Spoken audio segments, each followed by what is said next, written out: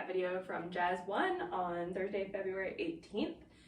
So once again, coming to you from my glamorous living room because we had yet another ice storm.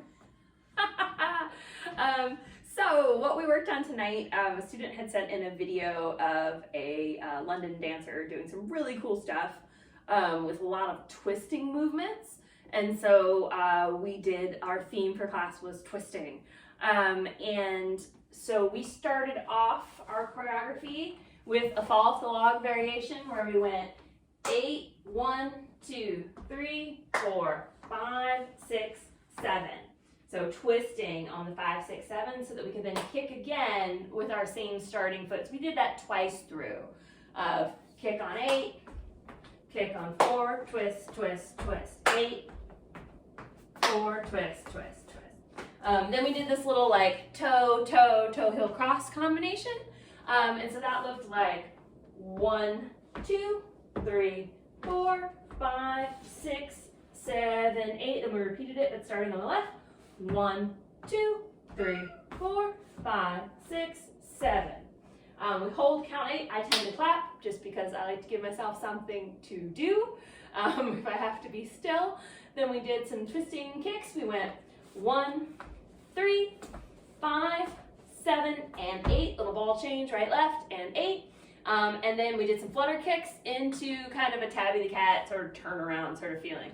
So we went 1, 2, 3, 4, and 5, 6, 7, clap 8. Your weight is on your left foot. You're going to step forward, rocks. 1, 2, 3, 4, 5, 6, 7, 8. 1, 2, 3, 4, and then you're going to go 5, 6, 7. So you're fully planted on your left foot on 7. Then we're doing our second fall off the log variation that we worked on in class. We went 8 and 1, 2, 3, 4, 5, 6, 7. Then again on the other side. 8 and 1, 2, 3, 4, 5, 6, 7. Hold 8.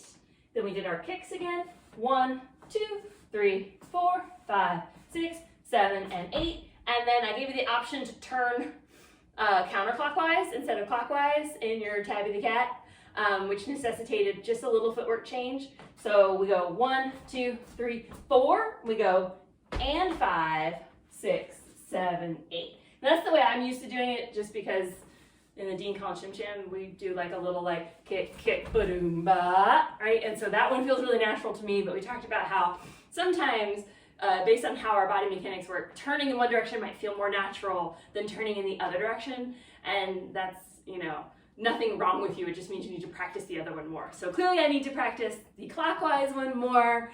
Counterclockwise one I feel pretty okay about. But anyway, our last 8 count of the routine was 1, 2, 3, 4, and 5, 6, 7, boom. And we ended that pose.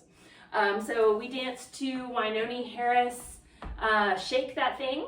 So I'm going to put our song on, and provided that YouTube doesn't mute it. I think it muted last week's or Tuesday night's class in like 4 or 5 countries, but not countries that I think necessarily no one watches my videos, so but just in case that suddenly it just silenced, that's what happened. All right, here we go. Oh, shake that thing, baby. 5, 6, 7. Well, down in Georgia, they run dancing too. Ain't nothing to it, 'cause it's easy to do.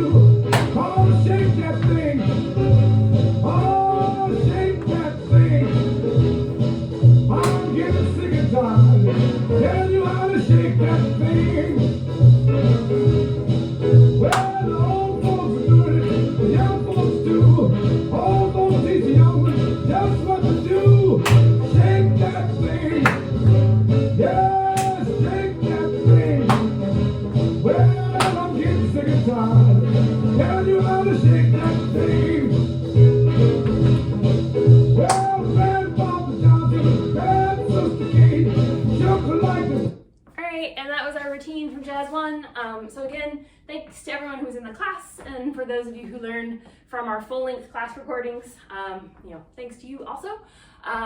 So anyone just kind of like stumbling across our video on our YouTube channel, welcome. Normally we're at the RVA Swing Studio, but again, we're here in my living room because of inclement weather tonight. We spent an hour on that routine. This is just a recap for people who are in the class. So in my Jazz 1 class, I spend a lot of time at the first 30 minutes of class literally just teaching all the moves we're going to use in the routine, including the simple ones like jazz squares and rocks and fall flogs and things like that, so that you feel comfortable with each individual movement before we try and put them together into a routine. In my Tuesday class, my Jazz 2 class, we just start into the choreography. We're like, boom, because I assume that you know what a fall flog is, and you know what a jazz square is, and you know what a kickball change is, and you can do a half break, and you can do some Charleston, and like maybe you can do an eagle slide, and if not, like maybe you could learn it fairly quickly. So, you know, those are the difference between the two classes. The routines are generally simpler on Thursdays and more complex on Tuesdays. But always I will work with the level of the class, and I always check in with everybody and see how you're doing, so we can slow down or speed up as we need to. All right, thanks for joining me. You can find info about classes at rvaswing.com, and I'll see you guys next week.